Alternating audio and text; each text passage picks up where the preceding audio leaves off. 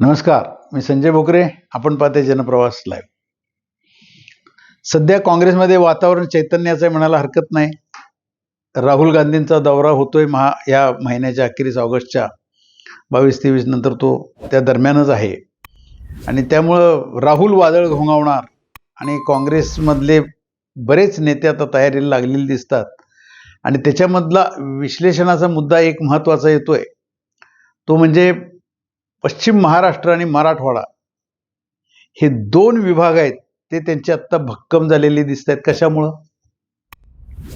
तर विशाल पाटील वसंतदादा घराणं म्हणजे हे मोठं घराणं. महाराष्ट्रात वसंतदादा मुख्यमंत्री होते आणि त्यांचे नातू विशाल पाटील आता खासदार आहेत आणि ते किती जवळ होते मधल्या काळात. हे जे आता वातावरण झालं म्हणजे झुरळ आंदोलन झालं, त्या आंदोलनामध्ये विशाल पाटील अगदी प्रियांका आणि राहुल गांधींच्या बरोबरीनं कसे होते आणि लोकसभेमध्ये सुद्धा आपण चर्चा करताना सभागृहामध्ये प्रियांका गांधींच्या मागं आपले विशाल पाटील बसलेले असतात.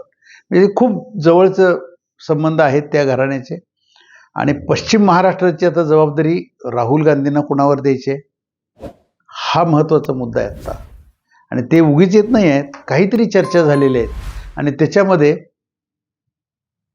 रोहित पवार फार महत्त्वाचा विषय आहे सगळ्यात. आता ते एवढे आक्रमक झालेत महायुतीच्या विरोधात. हे ताकद राहुल गांधींची त्यांच्या पाठीशी आहे, हे आता उद्या सिद्ध होणार आहे.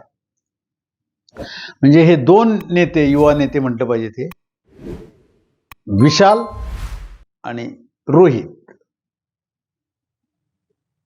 हे फार ताकदवान आहेत आता युवा वर्गामध्ये.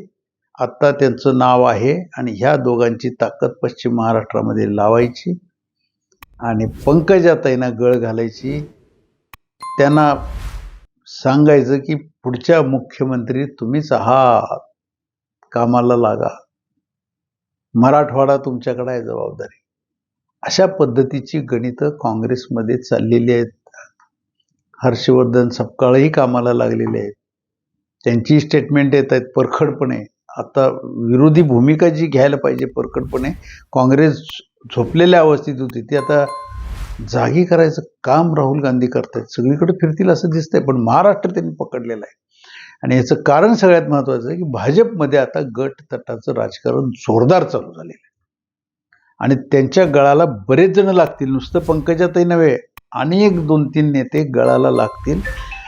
हे कुठंतरी गणित असल्याशिवाय राहुल वादळ इथं येत नाही आहे, निर्माण होत नाही आहे, घोंगावणार नाही आहे असं आता बोलतायत ना. काँग्रेसमधली ही चर्चा आहे. काँग्रेसचे आता आमदारही बोलू लागलेत, आता आमचे दिवस चांगले येणार. राहुलनी पूर्ण लक्ष घातलेलं आहे. राहुल गांधी जर का लक्ष घालत असतील तर नक्की विचार करण्यासारखा आहे. महायुतीच्या काळामध्ये ज्या गडबडी झालेल्या आहेत, जे काही गैरव्यवहार झालेले आहेत, ते सगळे बाहेर काढा असे आदेश वर्ण दिल्याचं समजतंय. आता बऱ्याच गोष्टी समजून येतील. भाजपमधलं गटातटाचं राजकारणात कोण गळायला लागणार आहे काँग्रेसला तेही बघण्यासारखं असेल, पण ह्याच्यावर आपण विश्लेषण सातत्यानं करत राहू. पण विशाल रोहित हे जुळगुळ पश्चिम महाराष्ट्रासाठी, पंकजाताई मराठवाड्यासाठी, असं तर आत्ता गणित राहुल यांच्या डोक्यात दिसतंय. यांना पुढाकार द्यायचं आणि त्यांना आपलंसं करून घ्यायचं, याच्यासाठी प्रमुख त्यांचा दौरा दिसतोय. बघूया काय काय होतं. आज इथंच थांबू, उद्या पुढच्या भागात.